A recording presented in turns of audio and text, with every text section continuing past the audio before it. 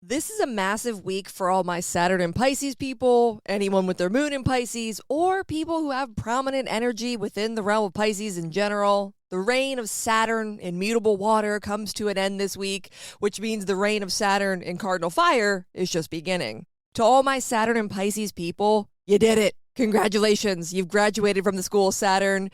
For all the Saturn and Aries people, good luck, and I'll be here if you want to book a consultation about what Saturn has in store for you. This week's forecast is going to mainly hit on the themes of Saturn and Aries, but we do have a few other things to talk about before we get there, so let's dive into this week's forecast.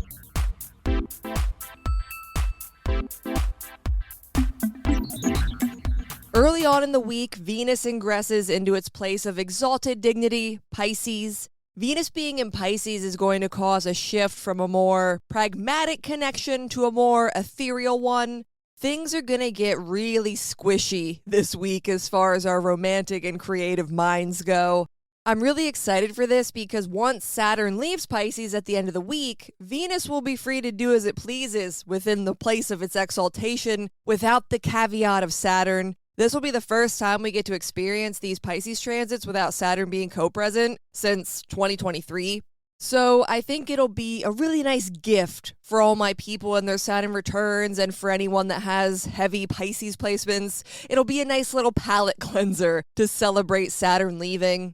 Venus will be lighting up the realm of Pisces and bringing exalted goodness. The way this manifests for you is really going to depend on the house of Pisces, but in general, it's going to feel really indulgent, and it's going to allow us to connect in a deeper way to the realm of Pisces. Like I said before, romance and our creative minds, they're going to be the main modes of expression. Feelings, intuition, emotions, magic, that's all going to come to life. It's going to seem brighter, as well as our desire for connection, harmony, and beauty. And all this is going to be bolstered by Saturn no longer occupying the same space. So honestly, come this weekend, plan to get creative, indulgent, and have fun. House placement matters on how this comes about, but overall, the vibe is going to be lighter.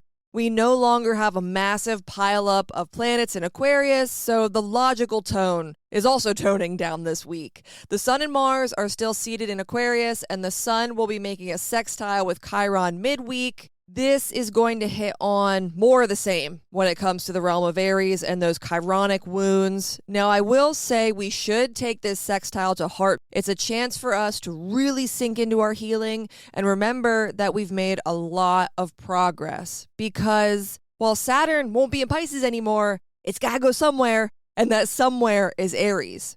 Saturn won't be close to Chiron by any means, but the ingression itself may cause a spasm or a twinge or a weird uptick in energy within the realm of Aries that can spur the wound, which is why I'm saying to take any and all opportunities for reflection and continued reworking of the wound. Because when Saturn goes into Aries, it might knock you around a little bit. Nothing crazy, but just be prepared to brace yourself and to remember that you have healed, that you have worked on these chironic wounds, and just don't get knocked on your ass first thing as soon as Saturn gets there. Another important aspect midweek will be Mercury conjunct Rahu, or better known as the North Node. This conjunction is notable because whatever Rahu touches, it increases. I know it's a little different in modern astrology, but in traditional Hellenistic astrology, all the nodes do is increase and decrease. Rahu increases. So Mercury is currently experiencing detrimental dignity, and then it's going to be having this boost from Rahu, which can mean an outbreak of foot and mouth disease, forgetfulness, or general confusion. Try to keep yourself in check and on task towards the latter half of the week. Daydreams are probably going to take hold, especially because Venus is going to be there as well, casting all kinds of beautiful Piscean spells. Saturn will still be in Aries at the time of Mercury's conjunction with Rahu, which kind of feels like the last exam right before school lets out for the summer. For all the Saturn and Pisces people, do not get senioritis. Don't skip this class. Finish strong. It's going to be hard, and it's going to be annoying. But there are things that need tidied up and completed before the weekend hits. Just get them done. I promise you'll have more fun if you push through and do your work and then allow yourself to fully indulge come the weekend. We're pretty light on aspects this week, but that's okay because I know the main thing that you're all focusing on right now is Saturn ingressing into Aries. I've danced around this since the start of the episode, and I've mentioned it a lot here and there, but now it's finally time to talk about this. I feel like I've been saying since January, maybe even since December, it's coming, it's happening, but it's finally time to talk about it. First and foremost, again, my sincerest congrats to all the Saturn and Pisces people and people who have their moon in Pisces, because people who have their moon in Pisces, you guys have been at the height of your Sati Sati, which is basically the Vedic Saturn return, to explain it in a really short version. This marks the end of your journey with Saturn, and you can begin rebuilding life as you know it. Remember the hardships, remember the lessons. They will be important to implement as you move on from this time in your life. The realm of Pisces is finally going to be free of Saturn's influence. Even if you aren't in a Saturn return or a Sati Sati phase, it's going to feel nice to have Saturn's influence lifted off whatever area of life Pisces rules for you. For us Libra risings, it's the 6th house, which is physical health, wellness, and work-life routines, kind of mundane stuff. I've learned a lot about my body over the last few years. I've always been super active, and I'm definitely an Aries moon jock at heart, but this was stuff that had nothing to do with exercise or anything that I could really control in an outright way. I couldn't just go to the gym and lift it out or go for a run and it was fine. It was always weird one-off ailments and gut biome stuff. It was very Piscean and elusive in nature, where I had to be more spiritually or emotionally in tune with my body rather than just doing what quote-unquote worked. And the bloating. Oh, so much bloating. Obviously, work-life changed because I went from going into the lab that I went to every day for about a decade and being a scientist to working from home and being a professional astrologer. There were really big changes there that I didn't anticipate being so hard to acclimate to, but overall, I think I have the hang of things now. So even if you're not in your Saturn return, do what I just did and look at the area that Pisces rules for you and reflect on those changes and what you've learned or had to struggle through within that area of life. That'll be a good way to wrap things up and then also begin embracing all the Pisces transits that we're already having and will have in the coming weeks, because those transits are going to feel so much more alive and magical than they have in the past few years, especially Venus's exalted goodness. When you close one chapter, it means another one can begin. So while we're celebrating the exit of Saturn from Pisces, we also have to embrace the ingression of Saturn into Aries. Saturn starts its journey in Aries on February 13th, 2026, and it ends on April 12th, 2028. Something I do appreciate about Saturn and Aries right off the bat is that it's a straight shot.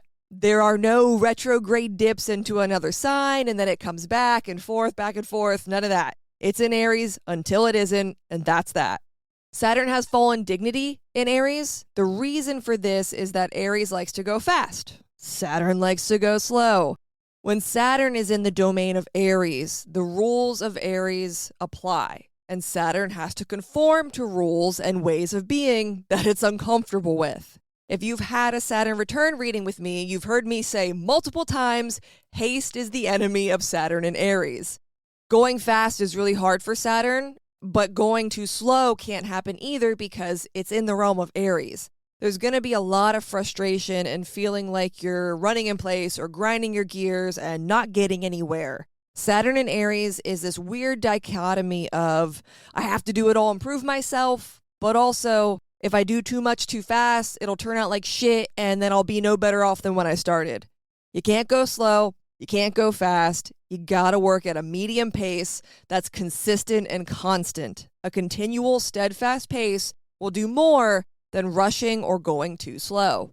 Having a goal is really important for Saturn and Aries. It's important for any Aries placement or transit, but Saturn and Aries in particular, it will be very helpful. If you're going to be doing this continual, steadfast progress type of thing, then you need to have a long-term goal that allows you to keep that focus.